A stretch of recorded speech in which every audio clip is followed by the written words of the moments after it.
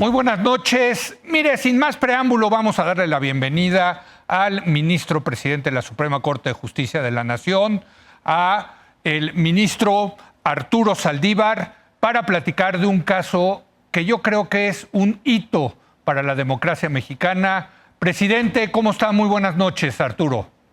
Muy bien, ¿qué tal, Leo? ¿Cómo estás?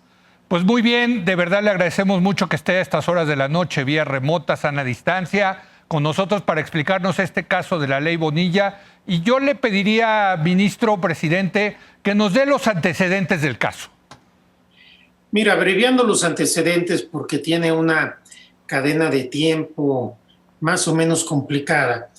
Lo que se buscó a partir de la reforma que la Suprema Corte declaró inválida el pasado lunes fue ampliar el periodo de un gobernador que había sido electo por 2 años, ampliarlo a 5 años. A partir de una reforma, un artículo transitorio y una serie de subterfugios legaloides para tratar de esconder esta intención de burlar el voto popular en una elección que había sido convocada y se había desarrollado precisamente para elegir un gobernador por 2 años a efecto de igualar el calendario federal con el del Estado. Ahora, fue el Congreso de Baja California el que cambió la constitución de la propia entidad federativa. Así es, es correcto lo que afirmas, Leo. Ahora, ¿quién fueron los que demandaron el juicio de constitucionalidad en contra de esta reforma constitucional local? Fueron diversos partidos políticos, llegaron algunas acciones de inconstitucionalidad que se acumularon, le tocó ser instructor y ponente al ministro Fernando Franco, quien presentó un proyecto muy sólido, muy aseado, en el cual por diversas razones establecía que era inconstitucional este decreto, de entrada porque no respetaba el periodo de veda electoral en el cual no se pueden modificar las reglas de una elección, pero había, en mi opinión, un fraude a la Constitución. Cuando nosotros vemos todas las violaciones constitucionales que se dieron en este asunto, con independencia de que cada una de ellas en lo individual son fundadas, lo que había aquí en el fondo era una violación al principio democrático, a la esencia de la democracia y del voto popular. Y por ello yo hablé que se trataba de un fraude a la Constitución, por un lado, porque se estaba realizando toda una estrategia legal para aparentar que era acorde a la Constitución, algo que no lo era. Y también hablé que había un efecto corruptor, porque si nosotros vemos las diferentes violaciones y la forma como se dio este asunto, nos damos cuenta que generaba un efecto corruptor en la democracia de Baja California, pero que esto podría tener un efecto, la verdad, muy pernicioso en todo el país, generando y sentando un principio de que se puede violar el voto popular una vez que ha concluido una elección. Cuando los ciudadanos vamos a las urnas, no solo votamos por una persona determinada para un cargo determinado, sino también por un plazo específico. Así es, ministro presidente. Déjeme preguntarle, ¿se había utilizado ya este concepto de fraude a la Constitución en algún otro caso? La primera vez que se utilizó este concepto de fraude a la Constitución, yo lo utilicé hace alrededor de 2 años, cuando en la Corte se analizó la Ley de Seguridad Interior. Entonces yo dije que había un fraude a la Constitución porque se simulaba que la Ley de Seguridad Interior estaba regulando o reglamentando la seguridad interior cuando realmente se estaba refiriendo a la seguridad pública. Esa fue la primera vez que en la Corte se utiliza este concepto de fraude a la Constitución. Ahora yo lo volví a utilizar el lunes. Varios de mis compañeros hicieron eco de este concepto y quedará también en la sentencia, de tal manera que me parece que es un buen precedente también para que ya haya un criterio de la Corte sobre este concepto, que no es un concepto retórico, decía yo, es un concepto técnico de teoría del derecho, es un ilícito típico. Cuando se realiza algo aparentemente legal, en este caso aparentemente constitucional, para darle la vuelta precisamente a la Constitución. Cuando hablo de fraude a la Constitución no hablo de un delito. El delito de fraude es otra cosa. Esta es una figura reitero, de teoría del derecho para invalidar actos que se disfrazan de legales, en este caso de constitucionales, cuando no lo son. Ahora, el concepto de fraude constitucional tiene que ver con el espíritu de nuestra Constitución o con la letra de la Constitución, o con ambas. Tiene que ver con ambas, dependiendo del caso. Sí. Claro, por un lado es el espíritu, pero aquí se violó la forma y se violó el fondo. Aquí no había duda, las violaciones fueron realmente groseras, aberrantes, descaradas.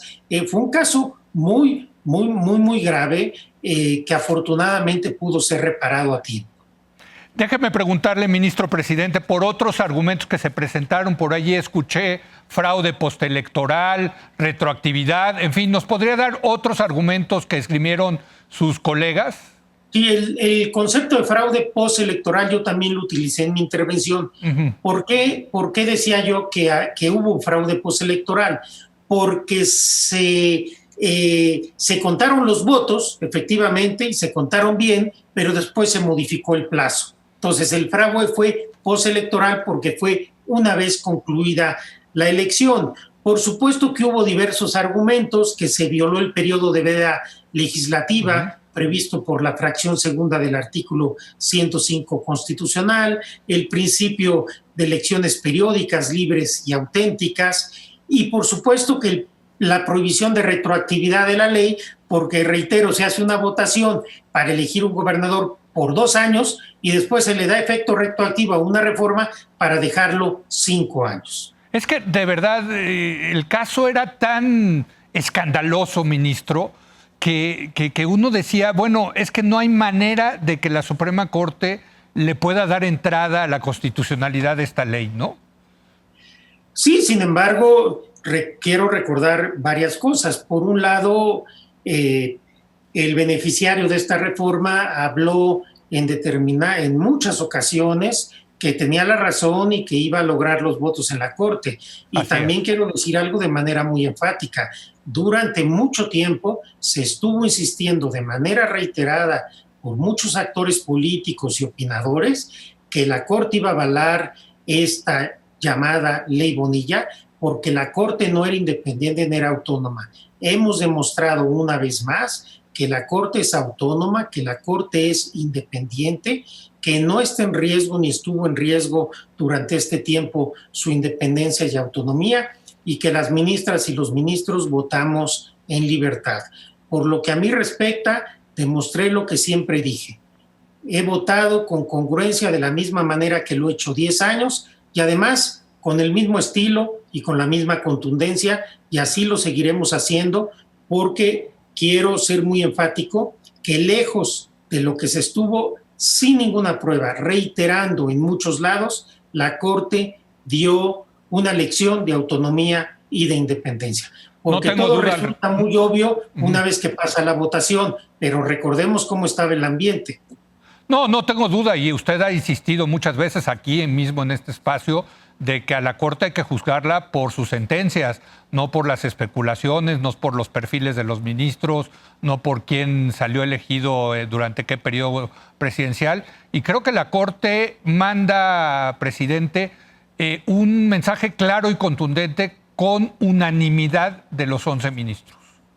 Sí, yo creo que esto es muy importante. La Corte manda un mensaje contundente de la unanimidad, y no solo la unanimidad, sino las razones que dieron las ministras y los ministros.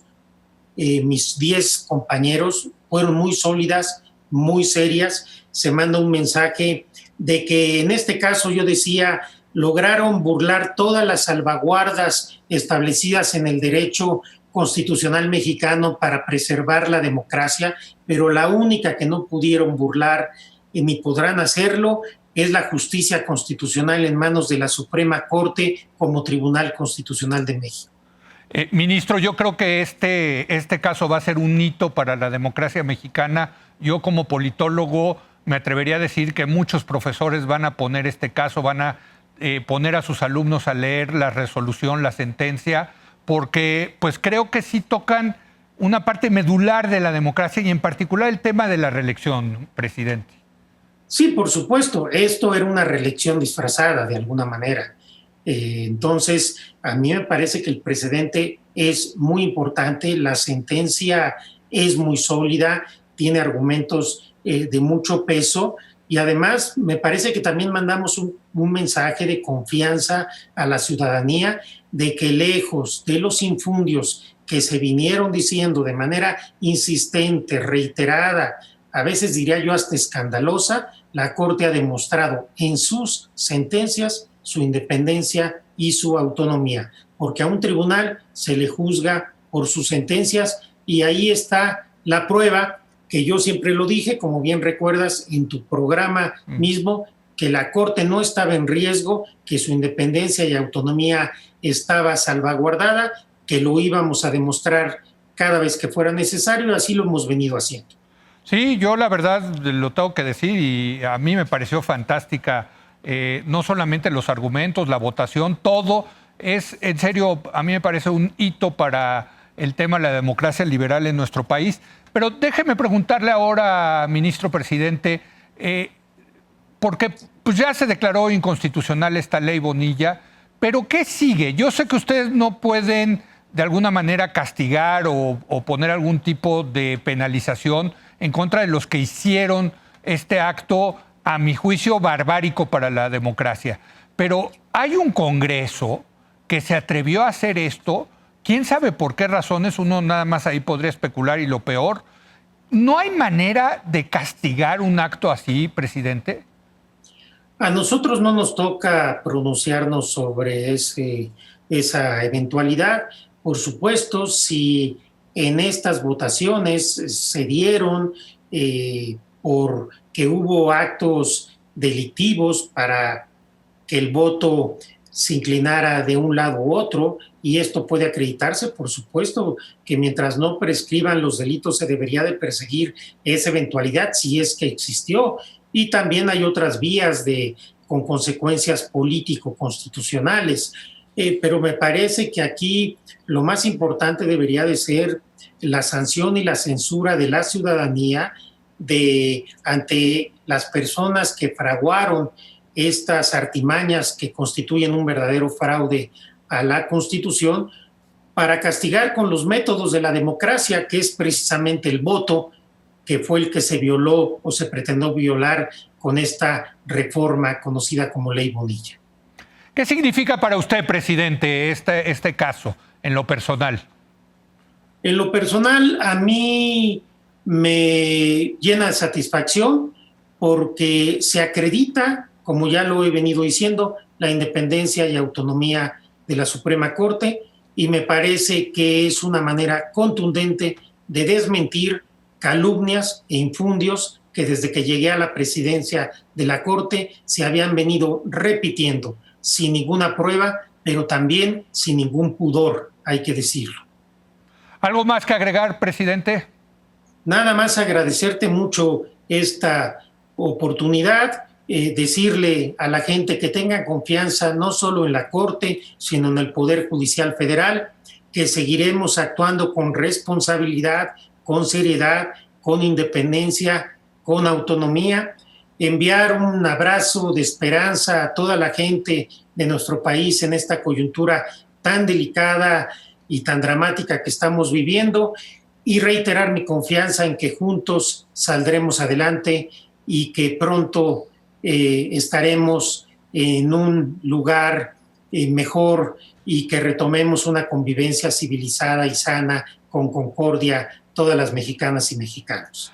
Aprovechando que está aquí con nosotros, ministro presidente, preguntarle cómo está operando el Poder Judicial Federal en estos momentos de confinamiento. Entiendo, y los vimos ayer sesionando, antier más bien, sesionando pues así en Zoom o no sé qué plataforma utilicen, pero esa es la Suprema Corte. ¿Qué pasa con los juzgados de distrito? En fin, ¿cómo está operando el poder?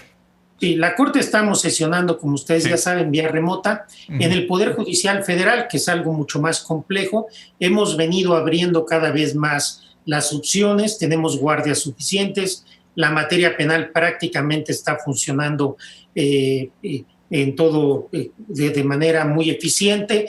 Las audiencias en el sistema penal acusatorio se están haciendo también a través de vía remota. Hemos abierto el amparo ya, por ejemplo, en materia familiar, porque estamos teniendo este problema de que hay mucha violencia contra las mujeres a propósito del confinamiento. Hemos abierto el concepto de caso urgente para que cualquier violación a la Constitución la gente pueda acudir a los jueces de distrito a buscar protección. Los tribunales colegiados de circuito ya están sesionando también de manera remota. En fin, estamos preparados, nos venimos ajustando a cada uno de los momentos, pero el Poder Judicial Federal no está detenido, la justicia federal no está detenida, estamos sirviendo a la ciudadanía, no al 100%, sería imposible, sería irresponsable, se pondrían en riesgo miles de vidas, pero estamos buscando este equilibrio entre salud y justicia y creo que lo estamos logrando de manera bastante adecuada. Pues, ministro presidente Arturo Saldívar, felicitarlo a usted, a los otros 10 ministros de la Corte. Extraordinario trabajo en este caso de la ley Bonilla, se lo digo a título personal, a mí me emociona ver una Corte que efectivamente sí es contrapeso cuando se cometen este tipo de actos de abusos de poder.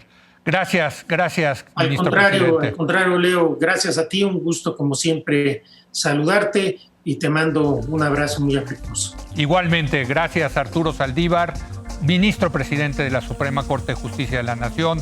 Vaya tema, vaya resolución, una buena noticia. Ya nos hacía falta una buena noticia.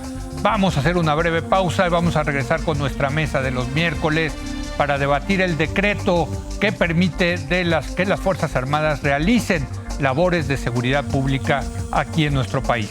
Regresamos.